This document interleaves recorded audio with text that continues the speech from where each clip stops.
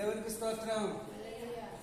వినుటకు చెవులు గలవాడు వినుడుగా. మనం ఇంతవరకు మనం చెప్పుకున్నాం, చక్కటి మాటలు చెప్పుకున్నాం. వినుటకు మార్కు సువార్త 4వ అధ్యాయము 9వ వచనం, వినుటకు చెవులు గలవాడు వినుడుగాక అని చెప్పింది. దేవునికి స్తోత్రం. లోకంలో ప్రతి మానవుడు కూడా దేవుడి మాట వినాలి. ఎవరి మాట వినకపోయినా దేవుడి మాట వినాలి. ఎందుకంటే మనం సృష్టికర్త అయిన దేవుడి మాట వినకపోయినట్లయితే ఏమవుతాము? ఉమ్ము వేయబడతాం. దేవుడికి స్తోత్రం. కనుక వినుటకు చెవులైనను ఉండిన ఎడల వాడు వినుగాక వినుచుందురు కానీ వారు గ్రహించరు. చాలామంది వింటారు దేవుని వాక్యం, కానీ గ్రహించరు. కనుక మీరు ఏ కొలతతో కొలిచారో, విన్న వాక్యాన్ని మనం ఏ కొలతతో కొలిచామో అదే కొలతతో దేవుడు కానికి సంసిద్ధంగా ఉన్న. దేవునికి స్తోత్రం. కనుక ఈ లోకంలో మనం ఇంతవరకు వినే మాటలన్నీ కూడా ఎక్కడ, కొన్ని విత్తనాలు ఎక్కడ పడ్డాయి? రాతి నేలలో పడ్డాయి. అవి ఆకాశ పక్షులు వచ్చి ఎత్తకపోయాయి. రెండవది రాతి నేలన పడ్డాయి. అవి రాతి నేలన పడ్డాక రాళ్ళొట్టం మూలాన అది ఆగిపోయింది. కొన్ని రోజులు జరిగిన తర్వాత చనిపోయింది. మూడవది ముళ్ళ పొదలు పడ్డది.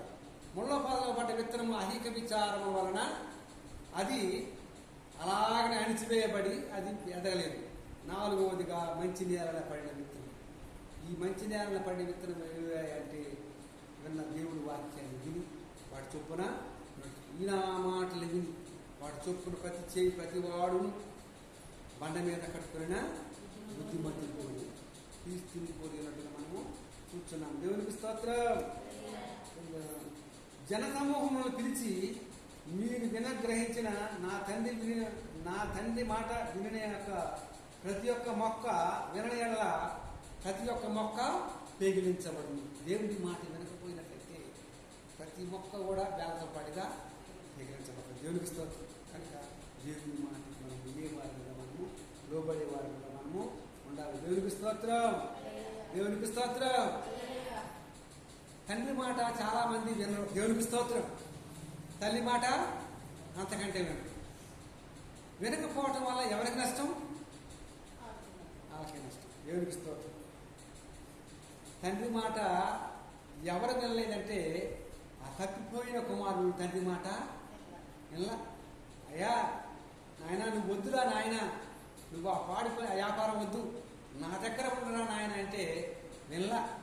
ఆ సొమ్మంతా పట్టపోయి దుర్వ్యాపారం చేసి మొత్తం కూడా పాడు చేసుకొని చివరికి పందులు తినే పుట్టుకాడికి వచ్చారు. దేవునికి స్తోత్రం. చూసారా, ఈ లోపల తండ్రి మాట వినకపోవటం వల్ల ఆగిపోయింది, పందులు కాచుకునే స్థితికి వచ్చింది. దేవునికి స్తోత్రం. అలాగనే మన ప్రభు మాట మనకు వినకపోయినట్లయితే మన బ్రతి కూడా మన యొక్క జీవితం కూడా అంతే. దేవునికి స్తోత్రం. కనుక ఉన్నట్టుగా మనము చూస్తున్నాం. కనుక దేవుని వాక్యము విని దాని ప్రకారము జరిగించే వారే నా తల్లియు, నా సహోదరులు, నా కుమారులు, నా కుమార్తెలు తెలుసుకోవాలి. దేవుని మాటలు వినాలి, వాటి చొప్పున మనము నడవాలి. ఒకవేళ నువ్వు నడవకపోయినట్లయితే నువ్వు నిలువెచ్చగా చల్లగనైన నిలువెచ్చగా ఉండినాడుగా నా నోట నుండి నేను. దేవునికి స్తోత్రం. దేవునికి స్తోత్రం. క్రిస్టాఫర్ 810 ఛానల్ సబ్స్క్రైబ్ చేసిందిగా కూర్చున్నాను. ఆమె